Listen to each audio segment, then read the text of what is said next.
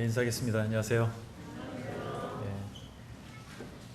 요즘 많이 회자되는 말이 있어요. 힐링이란 말 많이 쓰죠. 힐링. 힐링이란 말 뜻 아십니까? 치유란 뜻이죠. 치유. 그만큼 사람들이 힐링이 필요한 것 같아요. 즉 치유가 필요한 시대에 우리가 살고 있는 것 같습니다. 육체적으로, 정신적으로, 그리고 영적으로 많은 손상을 입을 수밖에 없는 세상에 우리가 살고 있기 때문에 그런 힐링의 욕구들이, 필요들이 있지 않나 이런 생각을 갖게 됩니다. 야곱이 바로 앞에 갔을 때 내가 험악한 세월을 보냈습니다. 이렇게 고백하는 것처럼 어쩌면 우리가 이 땅 가운데 사는 인생의 여정은 야곱만 그런 것이 아니라 다 험악한 세월을 보낼 수밖에 없지 않나 이런 생각이 듭니다. 이러한 우리에게 치유자 되시는 하나님, 우리 주님과의 만남이 얼마나 필요한가 이런 생각을 갖게 되고, 그래서 제가 올해 예수를 만난 사람들이라고 하는 시리즈를 제가 설교를 하고 있는데, 오늘 9번째 시간으로 혈루증 앓던 여자를 통해서 온전한 치유를 낳는 믿음에 대해서 살펴보기를 원합니다. 성경 본문은 마가복음 5장 25절부터 34절인데요. 화면에도 다 띄어져 있고 주보에도 있습니다.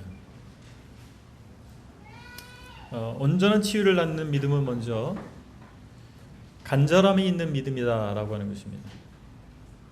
25절부터 27절을 제가 한번 읽겠습니다.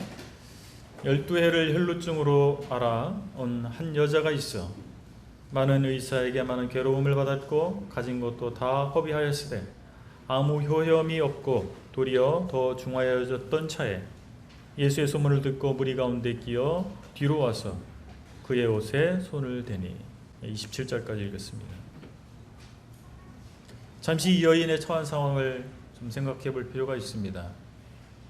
이 여인은 12년간 혈루증을 앓고 있다고 기록되어 있는데, 혈루증은 그 원어 문자적으로 해석을 하면 피의 유출 가운데 있다라는 뜻이에요.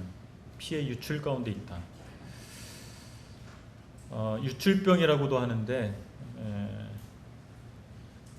레위기를 보게 되면, 레위기 15장에 보게 되면 이 유출병 들린 사람은 부정한 사람으로 간주가 됐어요. 그래서 그런 사람은 타인과의 접촉이라든지 이런 것들을 금하도록 되어 있었습니다. 이 여인이 바로 이 병에 해당하는 가운데 있었던 것이죠. 바로 이 혈루증이 어떤 것인지 정확하게 알 수는 없습니다만, 오늘날의 의학적 지식을 통해서 확인을 해보면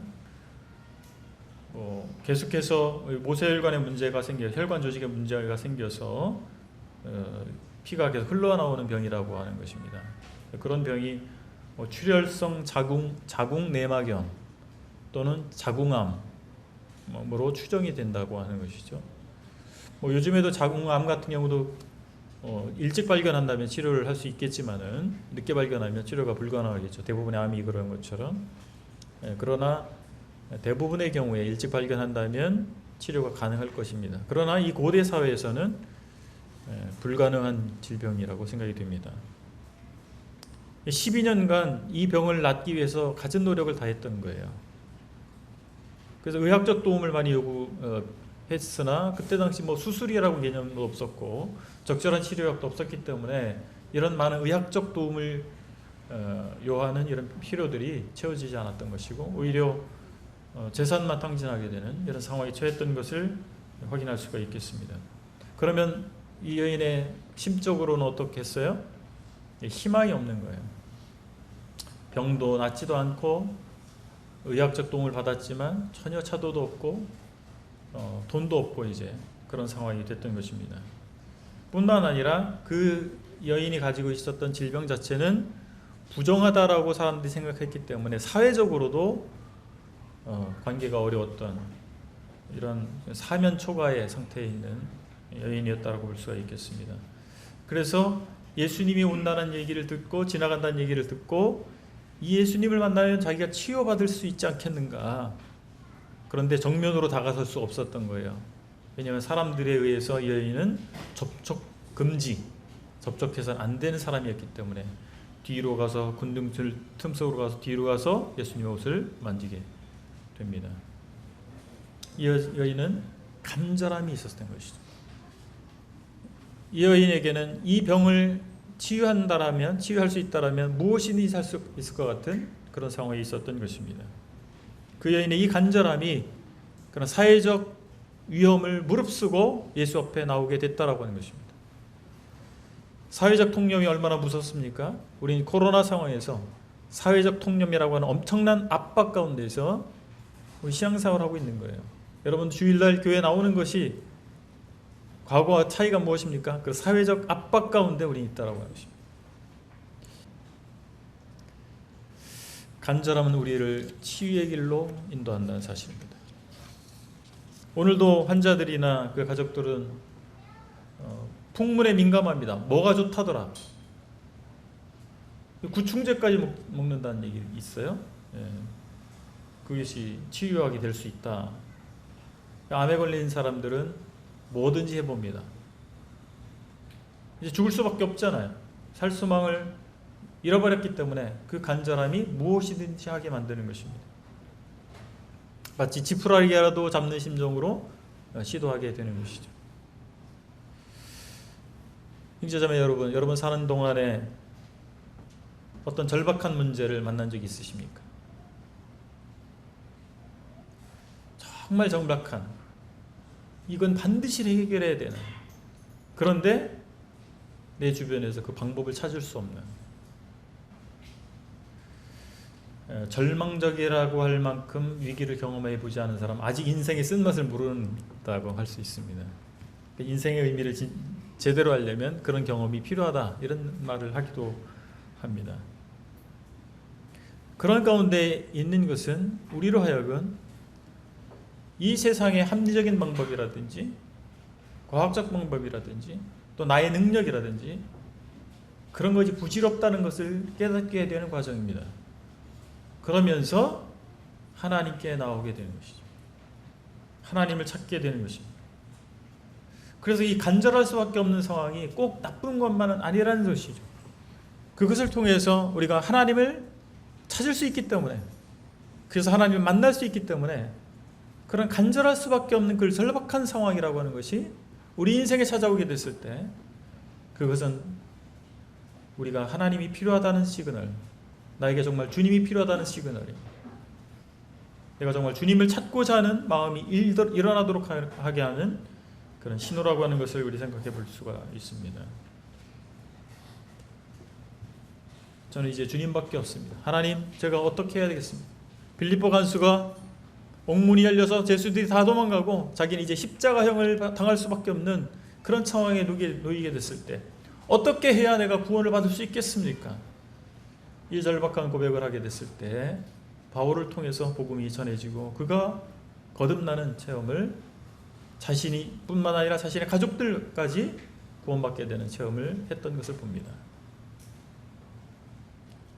오직 주님만이, 오직 예수만이, 당신만이 나를 치유할 수 있습니다. 제 인생에 들어와 주십시오. 저를 만나 주십시오. 형제자매님들이 풀지 못하는 숙제들이 있을 수 있습니다. 그때 주님을 찾으시기 바랍니다. 자꾸 여기저기 다른 소문을 따라 다니지 마시고 다른 방법을 구하지 마시고 주님 앞에 나와서 주님, 저를 살려주세요. 주님, 저를 치유해 주세요. 주님, 저를 만나 주시기 바랍니다. 주님은 수고하고 무거운 짐진 자들을 오라고 하셨습니다. 누가 주님이 필요합니까? 수고하고 무거운 짐진 바로 나 자신이, 나에게 주님이 필요하다는 사실입니다. 주님은 이러한 나를 만나기 위해서 이 땅에 오신 것이고, 우리가 이 땅 가운데에서 험악한 세월을 보내는 동안에 내 힘으로 살라고 하는 것이 아니라 주님을 의지하고 주님의 능력을 통해서 이 세상을 살아가라고 하시기 위해서 이 땅에 오셨다는 사실입니다. 온전한 치유를 낳는 믿음은 두 번째로 확신, 즉 온전한 신뢰입니다. 28절에 보니까 이렇게 말씀합니다. 이는 내가 그의 옷에만 손을 대어도 구원을 받으리라 생각함이더라. 이 혈루증을 앓고 있던 이 여인은 이름도 몰라요, 성도 몰라요. 그러나 정말 확실한 믿음을 가지고 있었다라고 하는 거예요. 무엇에 대한 확실한 믿음이냐면 예수 그분은 나를 치유할 수 있는 분이라고 하는 거예요. 그래서 그분의 옷자락의 손끝만 닿아도 난 치유받을 수 있을 것이다라고 하는 거예요. 그렇게 확신하고 있었습니다.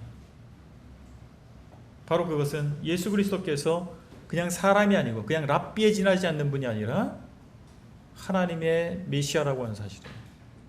하나님이 보내신 분, 신적 권능을 가지고 있는 분이라는 사실을 믿지 않고서는 이런 행동을 할 수가 없겠지요. 34절에서 주님이 말씀하십니다.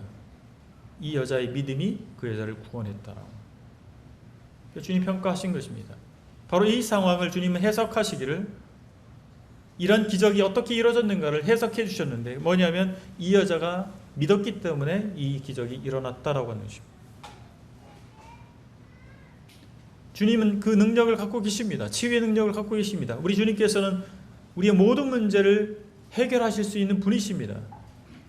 그런데 그 능력이 어떨 때 역사하느냐면 우리가 믿을 때 역사한다는 사실입니다.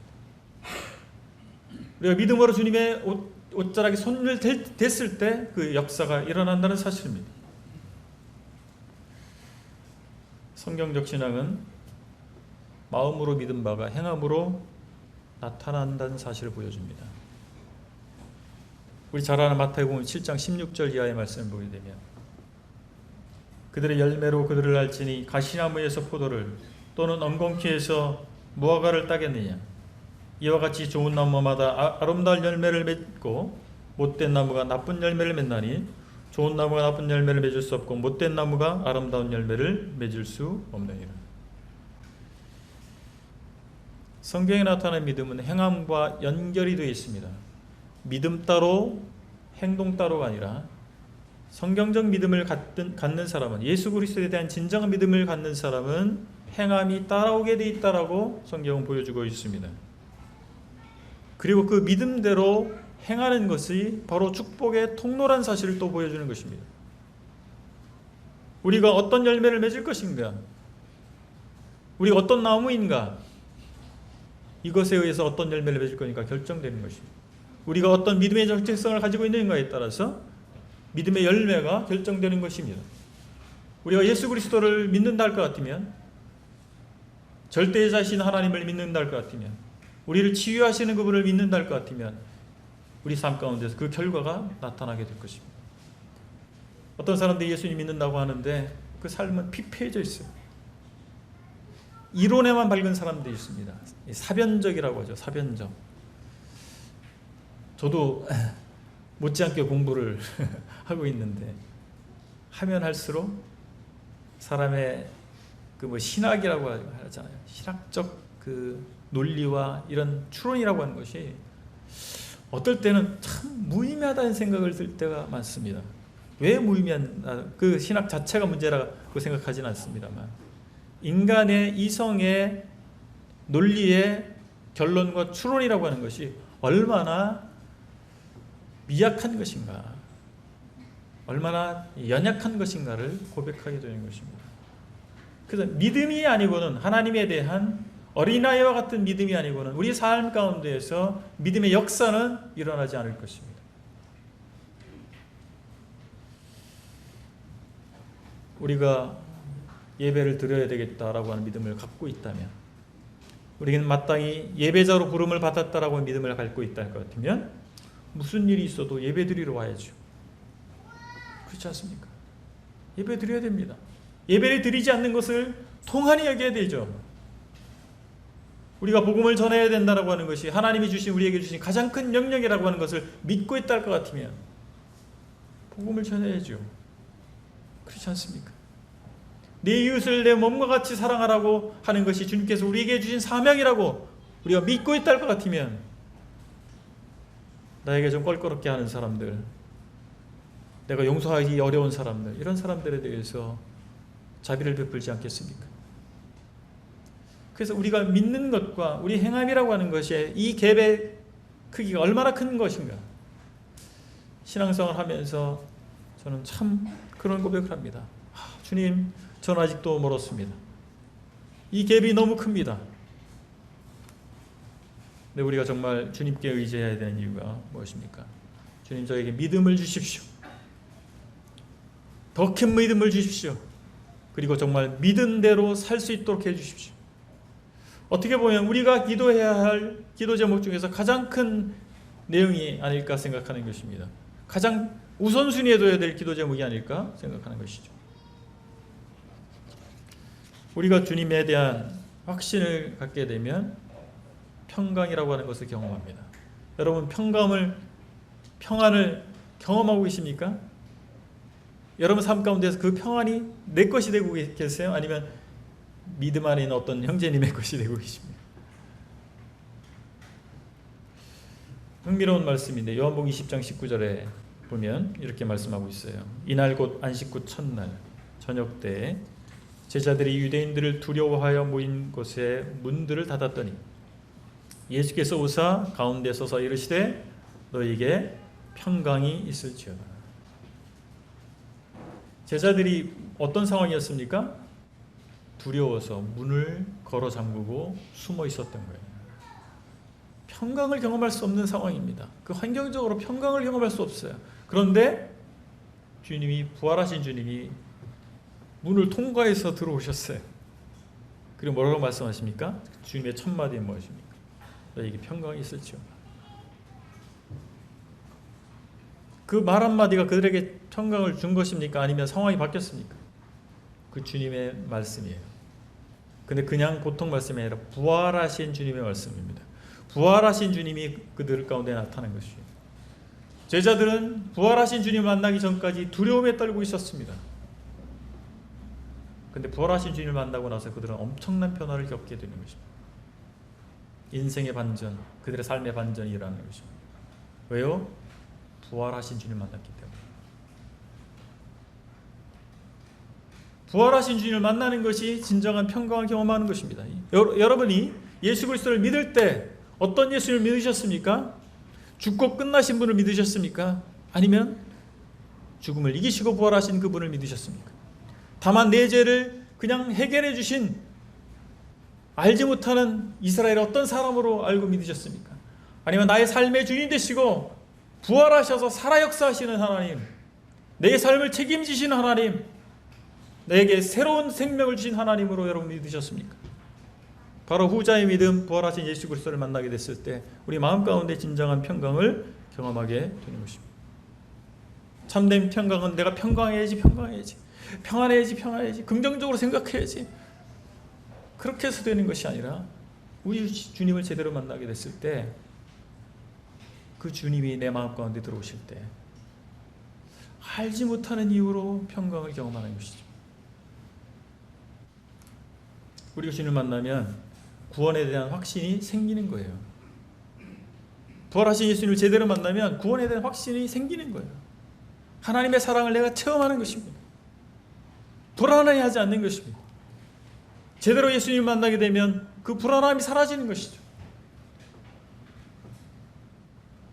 영원한 천국에 대한 약속, 그것이 내 것이 되기 때문에 평안하고, 또한 또 다른 이유로 우린 평강을 경험하게 되는 것인데 뭐냐면 나의 나머지 삶의 여정 가운데 주님이 주님 되신다라고, 주님이 나의 인도자가 되신다는 것입니다. 나의 삶의 필요를 주님이 책임져 주신다라고 하는 것입니다.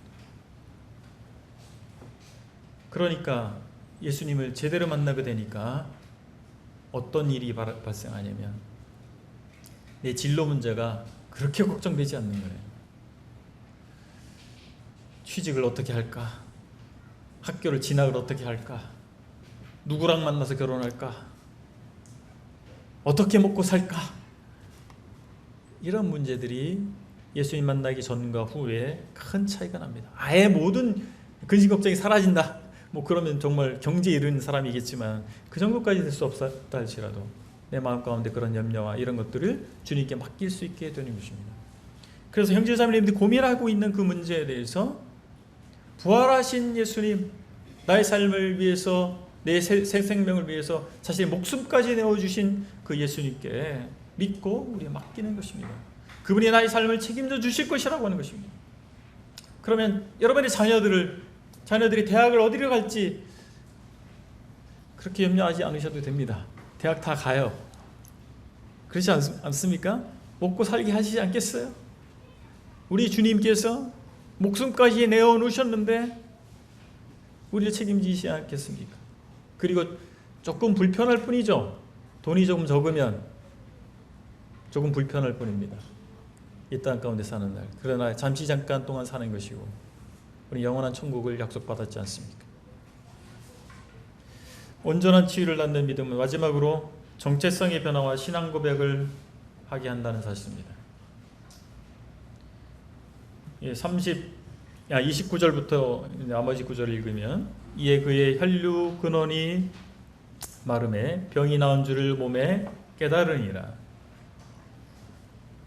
예수께서 그의 능력이 자기에게서 나간 줄을 곧 스스로 하시고 무리 가운데서 돌이켜 말씀하시되 누가 내 옷에 손을 대었느냐 하시니 제자들이 여짜오되 무리가 에워싸미는 것을 보시며 누가 내게 손을 대었느냐 물으시나이까 하되 예수께서 이 일 행한 여자를 보려고 둘러보시니 여자가 자기에게 이루어진 일을 알고 두려워하여 떨며 와서 그 앞에 엎드려 모든 사실을 여쭈니 예수께서 이르시되 딸아 내 믿음이 너를 구원하였으니 평안히 가라 내 병에서 놓여 건강할지어다. 주님은 전인적으로 치유하십니다. 12년 동안 한시도 그 몸에서 출혈이 떠나지 않았던 이 여인이 그 지독한 병증이 완전히 제거됐습니다. 한순간에 완전히 제거됐어요. 이러한 치료를 통해서 이 여자는 예수 그리스도 그분을 인격적으로 만나는 기회를 얻게 됩니다. 예수님께서 이 여자의 육체의 질병을 치유하실 뿐만 아니라 이 여자의 정말 참된 구주가 되시는 이 체험을 이 여자는 하게 된 것입니다. 주님께서 왜 이 여자를 찾으셨을까요? 육체의 치유가 본질이었다면, 원래 목적이었다면 치유받았으니까 됐을 거 아니에요. 근데 주님은 이 여자를 찾으셨어요. 왜요? 이 여자가 정말 예수 그리스도를 통해서 진정한 구원에 이를 수 있기를 원하셨기 때문에, 진정한 영적 만남, 인생의 본질을 바꾸는 만남을 하기를 원하셨기 때문입니다. 이 여자는 자신의 질병이 치유됨을 통해서 자기 영혼까지 치유하시는 주님을 아련하게 된 것입니다. 그 주님을 만나게 된 것입니다. 마가복음에서 육체의 구원과 영적 구원이 서로 밀접하게 연관되어 있어요. 그래서 많은 기적이 기록되어 있는데 그것이 바로 영적 구원에 연결되도록 되어 있다는 사실입니다. 그래서 하나님께서, 우리 주님께서 우리 삶에 일어나는 이 기적을 통해서 디자인한 것은 뭐냐면, 목적한 것은 뭐냐면 영적인 면으로 영적인 치유를 맛보도록, 영적인 목적을 이루도록 하시기 위해서 그런 기적을 베푸신다는 사실입니다. 형제자매님들이 삶을 살아가면서 기도의 응답을 받든지 아니면 아주 절박한 상황에서 하나님의 터치하심을, 하나님의 손길을 경험을 통해서 기적적 체험을 한다든지, 그것은 또 다른 목적이 있다라고 하는 것입니다.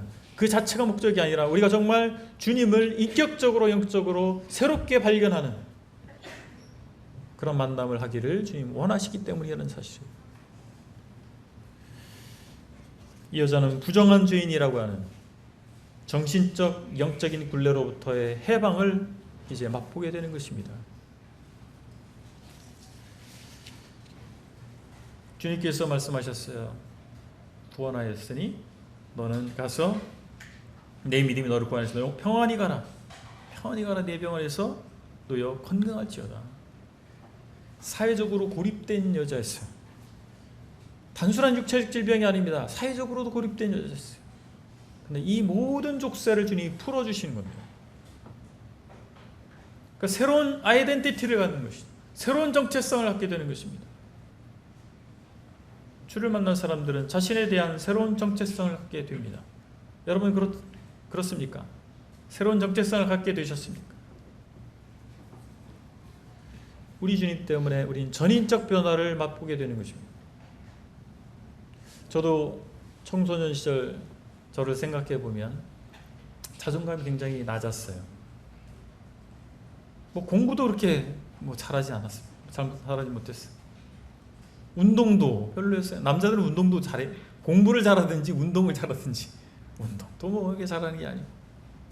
또 집도 가난했어요. 그래서 신발도 아디도스 뭐 이런 거 아디다스를 못 신어봐가지고 이런 학생들을 전문용어로 찌질하다 이렇게. 그래서 참 별로 자존감이 높을 이유가 없었습니다. 그런데 제가 예수를 만났습니다. 예수를 만났어요. 그러면서 예수님을 좀 더 알아가기 시작하면서 정말 내가 특별한 사람이구나. 하나님이 나를 정말 특별하게 여기셨구나. 하나님이 나를 인도하셔서 나를 이렇게 구원하셨구나. 이걸 알게 된 거예요. 그러니까 세상과 나 자신이 달라 보이더라고요. 정말 하나님께서 나를 위해서 이 엄청난 플랜을 갖고 계셨다는 사실, 내 인생에서 이 엄청난 플랜을 갖고 계셨다는 사실, 그걸 몰랐던 것뿐이었던 것이죠. 몰랐을 뿐이에요. 알게 된 것이죠. 여러분, 왕자와 공주, 실제 왕자와 공주가 왕자와 공주라고 생각하는 것은 정상이고, 왕자와 공주가 아닌데 그렇게 착각하는 것은 뭐라고 그러죠? 왕자병, 공주병. 그래서 잘 생각해 보십시오. 만왕의 왕이신 우리 하나님께서 우리의 아버지 되신다면 우리는 그 아들과 딸들이잖아요. 그 왕자와, 실제 왕자와 공주 아닙니까? 그것이 우리의 정체성을 변화시키는 것입니다. 그것은 우리가 그렇게 여겨서 되는 것이 아니라 실제 그렇기 때문에 그것을 발견하는 것이죠.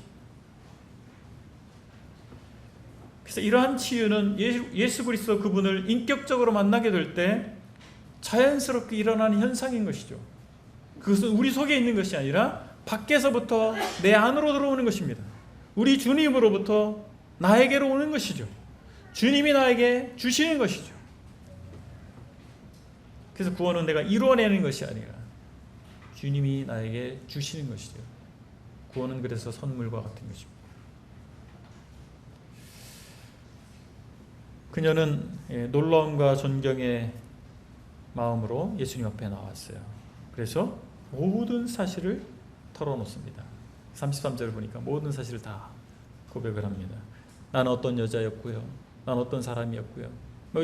이 구절에서는 다 설명이 되어 있지 않지만 그런 것을 얘기했을 거예요. 그리고 이렇게 예수님이 뒤로 와서 옷깃에 손을 댔는데 제가 치유를 받았습니다. 이런 고백을 했겠죠. 우리가 주님을 만난 것은 치유의 사건입니다. 놀라운, 그것보다 더 큰 기적이 없잖아요. 이것을 경험한 우리가 해야 할 것은 뭐냐면 그것을 고백하는 겁니다. 그것을 다른 사람들에게 알리는 거예요. 내가 메시아를 만났다. 나는 원래 전문용어로 찌질한 사람이었는데 그런 나를 예수님이 만나주셔서 내가 이렇게 변화됐다. 나는 절망 가운데 살던 사람이었는데 나를 변화시키셔서 나를 소망 가운데 살게 하셨다라고 하는 거죠. 나는 별 볼 일 없는 사람이었는데 나를 정말 특별한 사람이 되게 하셨다라고 하는 것입니다. 나는 이 땅 가운데 인생의 목적이 무엇인지 모르고 살 수밖에 없는 사람이었는데 다른 사람 다 그렇게 사는 것처럼 무엇을 위해서 사는 것인지, 인생의 본질이 무엇인지 알지 못하고 살았었는데 주님이 나를 만나주셔서 내가 무엇을 위해서 살아야 하는지, 참으로 가치 있는 인생이 무엇인지를 내가 발견했다는 것입니다. 그것을 고백하는 거예요.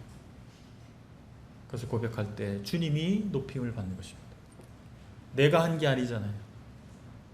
연평안 형제 찬양 중에 그 찬양이 있다. 내가 아니었어요. 네, 내가 아니었어요. 주님이 하셨습니다.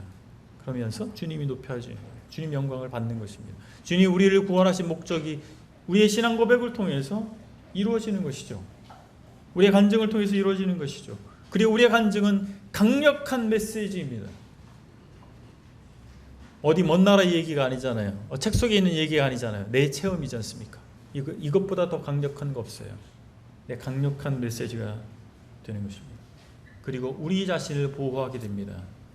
여러분 그리스도인임을 주변 사람이 아무도 모르고 계십니까? 아니면 다 알고 계십니까? 더러는 모르고 있는 사람들도 있더라고요. 네. 그리스도인임을 숨겨야지. 왜 그럴까요? 자신이 없는 거예요. 내 그리스도인임이 드러났을 때 오히려 공격받을까 봐 두려운 것이고, 그냥 그들과 별반 차이 없는 사람으로 여겨질 때 그 동료의식을 느끼거든요. 근데 뭔가 저 사람은 좀 달라. 그러면 어떻게 돼요? 왕따를 당할 가능성이 높은 거예요. 뭐 독특한 사람들이 그렇잖아요. 우리는 정말 독특할 수밖에 없어요. 왜냐하면 대부분의 사람들은 하나님을 모르거나 인정치 않고 있는데 우리는 하나님을 인정하고 있잖아요. 그거 하나만으로도 우리 독특한 겁니다. 그런데 만약에 우리가 그리스도인임을, 내가 하나님의 자녀임을 고백하지 않으면, 주변 사람들에게 알려주지 않으면요, 우리를 하나님의 자녀처럼 대우해 주지 않아요. 같이 술 먹자 그러고, 같이 죄 짓자 그러고. 근데 우리가 하나님의 자녀임을 분명히 드러날수록 그 사람들은 같이 죄 짓는 걸 두려워합니다. 이해하시겠습니까? 우리를 보호하는 방법이에요. 그게 어려움이 될 수도 있어요. 그러나 그것이 우리 신앙을 보호하는 방법입니다. 정말 복된 삶이 무엇일까요? 예수 믿는 사람이 예수 믿는 사람처럼 사는 거예요. 사람답게 사는 거예요. 그게 복 아니겠습니까? 예수 믿는 사람인데 이게 믿는 건지 안 믿는 건지, 믿는 사람인지 안 믿는 사람인지 헷갈리는 삶을 사는 사람이 제일 힘든 삶을 사는 겁니다. 정체성이 불분명한 사람이죠. 축복은 정말 예수 믿는 사람다울 때, 그리스도인다울 때 그 사람 삶 가운데 축복이 임하는 것입니다. 오늘 교훈을 정리하겠습니다. 우리는 온전한 신앙을 위한 간절함이 필요한 시대에 살고 있습니다. 여러분, 매너리즘이란 말이 있죠? 매너리즘. 이 말이 무슨 말입니까? 감동함도 없고 신선함도 없어요. 늘 하던 그대로 하는 행위를 얘기합니다. 그런 행태를 얘기해요. 매너리즘. 형제자매님들 어떻습니까? 신앙생활 시작하신 10년 되셨습니까? 20년 되셨습니까? 30년 되셨습니까? 어때요? 주일날 교회에 오는 것이 신선하십니까? 아니면 뭐 지난주나 이번 주나 늘 하던 대로 습관처럼 그렇게 하십니까? 우리는 온전한 신앙을 위해서 간절함이 필요합니다. 분투가 필요합니다. 주님, 저를 새롭게 해주십시오. 주님, 제가 뭔가 모르게 병에 걸린 것 같아요. 제게 감동함이 없어요. 행복감이 없습니다. 신앙생활이 피곤해서. 여러분 그렇습니까? 그러면 병에 걸린 겁니다. 주님, 저를 치유해 주십시오. 주님께 고백하시고 주님을 통해서 그 치유를 경험하시기 바랍니다. 우리 신앙생활은요, 그 피곤한 게 아닙니다. 지루한 게 아닙니다. 그냥 어쩔 수 없이 가는 것이 아니라 뭐 지난주에 그랬으니까 이번 주도 그래야 되고 그런 것이 아니라 기쁨이 있는 것입니다. 항상 기뻐하라. 범사에 감사하라. 우리가 그럴 수 없는데 그 주님이 그걸 요구하시는 것이 아니라 우리가 그럴 수 있기 때문에 그것을 요구하십니다. 그리고 그럴 만한 것들을 우리에게 주셨습니다. 그러나 우리가 무감각해져서 병에 걸려서 그것을 감지하지 못하는 것입니다. 그리스도 안에 있지만 그리스도 안에 있는 모든 축복이 주어졌음에도 불구하고 그것을 누리지 못하는 어리석은 가운데 있을 수가 있다는 것입니다. 그래서 우리가 갈급하셔야 돼요.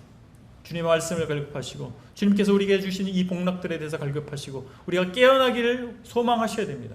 주님, 저를 치유해 주십시오. 저를 새롭게 해 주십시오. 이 기도를 우리가 해야 되지 않겠습니까? 그리고 주님의 사랑과 은혜를 우리가 신뢰해야 됩니다. 나의 답답하고 암울한 상황에서 주님이 건지실 것이라고 하는 믿음이 필요합니다. 주님은 우리를 기가 막힐 웅덩이와 수렁에서 건져주시지 않았습니까? 그것은 과거 사건에 끝나는 것이 아니라 현재 진행형으로 우리 삶 가운데 지속적으로 일어나는 일이 아니겠습니까? 우리 삶의 여정 가운데서 험악한 인생을 우리가 살아가기 때문에 기가 막힌 웅덩이와 수렁이 계속해서 우리 앞을 가로막게 될 것입니다. 그때마다 주님께서 나를 건지실 것이라고 하는 믿음이 우리에게 있어야 되지 않겠습니까? 과거에 그랬던 것처럼 오늘도 주님께서 그럴 것이고 내일도 주님께서 그렇게 하실 수 있다는 사실을 우리가 믿을 때 그것이 우리 삶 가운데 역사가 되고 우리가 참된 평안을 맛보게 될 것입니다. 마지막으로 신앙의 간증의 삶을 살기를 원합니다. 그 여인이 자신의 어떠함을 그리고 그 치유의 체험을 고백한 것처럼 우리가 만난 예수님을 소개하는 삶을 살기를 원합니다. 우리가 입 닫아두지 말고 내가 만난 예수님을 소개하는 저와 여러분들이 되시기를 바랍니다. 기도하시겠습니다. 아버지 하나님, 혈루증으로 모든 소망이 끊어졌던 이 여인이 예수님의 옷자락을 만지기만 해도 치유받을 수 있다고 한 그 믿음을 가졌고 그렇게 행동했을 때 주님께서 그 여인을 치유해 주실 뿐만 아니라 그 여인이 영적으로 변화될 수 있도록 평안을 맛볼 수 있도록 역사하신 주님을 보게 하신 하나님 감사합니다. 저희 또한 저희 자신을 돌아보게 하시고 우리가 어떻게 주님을 만났는가를 돌아보게 하셔서 오늘날 우리 삶 가운데서 우리 주님을 만나는 체험이 지속될 수 있기를 원합니다. 아버지 하나님, 계속해서 우리가 새롭게 되기를 원하옵고 이러한 우리가 만난 예수님을 소개하는 자들이 되기를 원합니다. 감사드리며 예수 그리스도 이름으로 기도했습니다.